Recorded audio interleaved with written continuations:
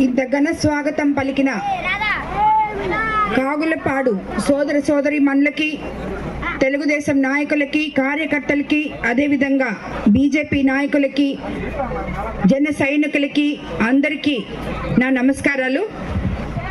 మీకందరికీ తెలుసు, నేను ఎన్డీఏ ఉమ్మడి ఎమ్మెల్యే అభ్యర్థిగా కోవూరు నియోజకవర్గం నుంచి చంద్రబాబు నాయుడు గారి ఆశీస్సులతో మీ ఆశీర్వాదం కోసం మీ ఆడబడుచుగా మీ ముందుకొచ్చాను. అదేవిధంగా ఎంపీగా వేమిరెడ్డి ప్రభాకర్ రెడ్డి గారు నెల్లూరు జిల్లా నుంచి పోటీ చేస్తున్నారు.